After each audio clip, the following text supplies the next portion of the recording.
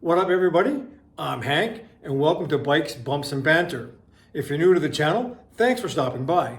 If you've been here before, thanks for coming back. Today's episode, we're going to try to solve the dangling charger cord problem. Let's take a look.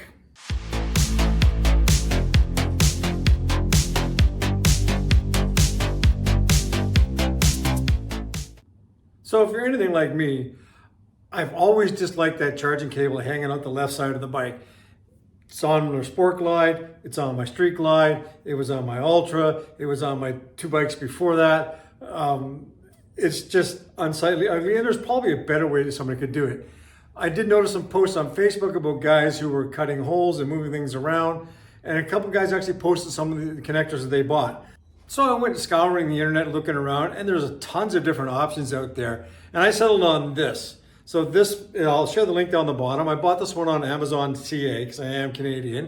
It was a 2-pack, which is great for me because not only am I going to do the Sport Glide today, I'm going to do my Street Glide later on. So it's just a regular end that hooks into your charging cord and then an actual plug-in that you screw into somewhere. So I'm going to just go over and we'll look at the bike and we'll see where we can put this. So if you're still hanging out with me here, this is actually the after video. I've already installed the piece, but I'm going to go through how I decided to put it where I put it. Now on the side of the Sport Glide, this cover here is metal. I'm not going to cut into any metal piece because I don't want to ruin anything or wreck something that I'd have to replace later that's going to cost me good money. The cable normally hangs out under the seat here, and it always rubs against the tank or it's flopping around. And in the case of the XG750, it actually, the one on it fell on the motor and melted, so I had to replace it. So looking around on the bike, so this side's metal, this side over here, the shock adjuster's metal, but right below this side on the shock adjuster, and I'll show you in a second, there's a plastic cap that's just behind the oil fill and the transmission check. So the cover I'm talking about is this one right here. So there's the metal cover where the shock adjuster is. Here's my rear foot peg. There's the oil fill. Right behind the oil fill, it's plastic. It's not very big. If I cut it and wreck it, I'm not so worried about it. They should be fairly cheap to replace. To give you an idea of what I did, is I actually made a faceplate that lines up perfectly with this, and I've actually marked where my drill holes are going to be on the other side, the white piece. And then I took the plastic cover that came off the Sport Glide, and I had to figure out where on this cover I could put that connector. When you look at the behind this, everything from about here over, there is something behind this plate to interfere with. So I chose to use this side, and it lines up fairly well. And even better is when it's in this side here, when you put it on the bike, these wires will actually go right in front of the battery, and then you can connect it easily and back up over to the other side. Also, when you look at the kit that came, this is the length of the wire that came with it. And as you can see, I cut them down, soldered them up, and put connectors in to protect it. And this is just so I don't have 30 feet of wire running in front of the battery. So once I had the cable installed in the little plastic housing, I took the actual electrical connection, which was hanging out the other side, and I fed it all the way back.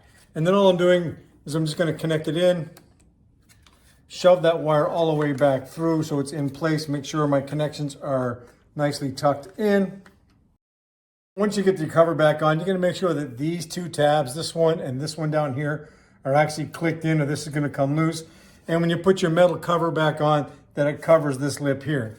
We're just going to show you, I'm going to set this in place so it sits like that. Make sure your lip is in here, and then you're good to go.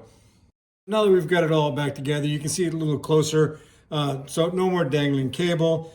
End of riding season's coming up, or you're going to have extended periods where your bike is being put away. You need to put it on the battery tender. It's just a matter of opening the top, taking your battery tender plug, plugging it in, and we're good. Storage is done, or your extended stay is done. Unplug it, close your lid, Bob's your uncle. So as you can see, the hardest part of this whole thing was trying to figure out exactly where I was going to put that connector that I bought. On the Sport Glide, those side covers are metal, and there's no way I was cutting into those metal ones. It was just by pure luck that that one cover on the right-hand side is made of plastic, and I don't feel bad about cutting into it. I mean, if I had to replace it, it wouldn't be that expensive. Other bikes, like I say, I'm going to do my Street Glide later on. I'm going to have a hard time figuring exactly where to put that, where I'm not going to be cutting into metal, but that'll be a different install and a different day. So again, if you enjoyed the content, please hit that like button. If you know somebody who could benefit from any one of my videos, please feel free just to share it with them. And if you really want to, you can subscribe to the channel. And as I always say, keep your rubber side down, keep your shiny side up, and stay frosty, my friends.